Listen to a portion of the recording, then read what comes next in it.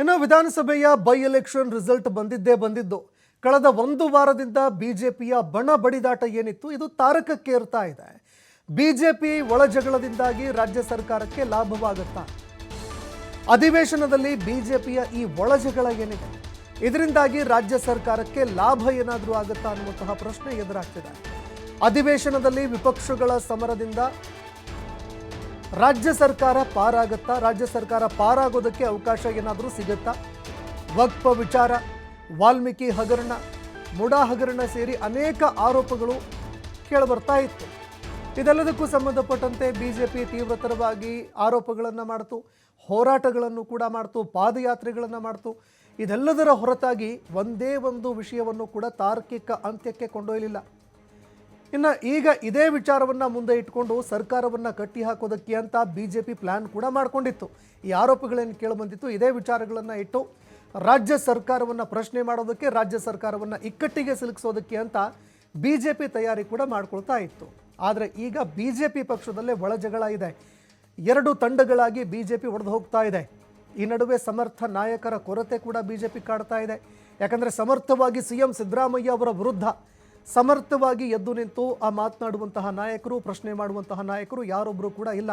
ಕಳೆದ ಬಾರಿ ಕುಮಾರಸ್ವಾಮಿ ಅವರಿದ್ದರು, ಈ ಹಿಂದೆ ಕುಮಾರಸ್ವಾಮಿ ಅವರು ಅಧಿವೇಶನದಲ್ಲಿ ಇದ್ದರು. ಆದರೆ ಈ ಬಾರಿ ಕುಮಾರಸ್ವಾಮಿ ಅವರು ಇಲ್ಲ. JDSನಲ್ಲೂ ಕೂಡ ಗೆಲ್ಲುವಂತಹ ಸಾಮರ್ಥ್ಯ ಈ ಬಾರಿ ಕಾಣ್ತಿಲ್ಲ. ನಿಖಿಲ್ ಕುಮಾರಸ್ವಾಮಿ ಅವರು ಬೈ ಎಲೆಕ್ಷನ್ ಸೋತಿರೋದ್ರಿಂದಾಗಿ ಆ ದಳಪತಿಗಳು ಸಿಕ್ಕಾಪಟ್ಟೆ ತಲೆ ಕೆಡಿಸ್ಕೊಂಡಿದ್ದಾರೆ. ಯಾಕಂದರೆ ತಮ್ಮ ಪುತ್ರನ ರಾಜಕೀಯ ಭವಿಷ್ಯ ಅವ್ರನ್ನ ಕಾಡ್ತಾ ಇದೆ. ಹೀಗಾಗಿ ಸಂಸದರಾಗಿರುವ ಕಾರಣದಿಂದಾಗಿ ಸದನದಲ್ಲಿ ಭಾಗವಹಿಸೋದಕ್ಕೆ HD ಕುಮಾರಸ್ವಾಮಿಗೆ ಅವಕಾಶ ಕೂಡ ಇಲ್ಲ, ಅವರು ಭಾಗವಹಿಸೋದಕ್ಕಾಗಲ್ಲ. ಹೀಗಾಗಿ ಎರಡೂ ಪ್ರತಿಪಕ್ಷಗಳ ಕಾಟಾಚಾರದಿಂದ, ಒಂದು ಪ್ರಶ್ನೆಗಳಿಂದ ಪಾರಾಗುವಂತಹ ಅವಕಾಶ ಸರ್ಕಾರಕ್ಕೆ ಏನಾದರೂ ಸಿಗುತ್ತಾ ಅನ್ನುವಂತಹ ಪ್ರಶ್ನೆ ಈಗ ಎದುರಾಗ್ತಾ ಇರುವಂಥದ್ದು.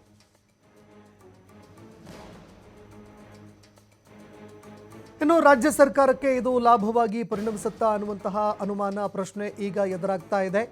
ಅದರಲ್ಲೂ ರಾಜ್ಯ ಸರ್ಕಾರಕ್ಕೆ ಅನೇಕ ಆರೋಪಗಳು ಎದುರಾದಂತಹ ಸಂದರ್ಭದಲ್ಲಿ, ಯಾಕಂದರೆ ವಕ್ಫ್ ವಿಚಾರ, ವಾಲ್ಮೀಕಿ ಹಗರಣದ ವಿಚಾರ, ಮುಡಾ ಪ್ರಕರಣ ಸೇರಿ ಅನೇಕ ಪ್ರಕರಣಗಳು ರಾಜ್ಯ ಸರ್ಕಾರದ ವಿರುದ್ಧ ಕೇಳಿ ಬರ್ತಾ ಇತ್ತು. ಇದೇ ವಿಚಾರಗಳನ್ನು ಮುಂದೆ ಇಟ್ಕೊಂಡು ರಾಜ್ಯ ಸರ್ಕಾರವನ್ನು ಕಟ್ಟಿ ಹಾಕೋದಕ್ಕೆ, ರಾಜ್ಯ ಸರ್ಕಾರದ ವಿರುದ್ಧ ಹೋರಾಟವನ್ನು ರೂಪಿಸೋದಕ್ಕೆ ಅಂತ ಬಿಜೆಪಿ ಕೂಡ ಮುಂದಾಗ್ತಾ ಇತ್ತು. ನಿರಂತರವಾಗಿ ಹೋರಾಟಗಳಾಯಿತು ರಾಜ್ಯ ಸರ್ಕಾರದ ವಿರುದ್ಧ.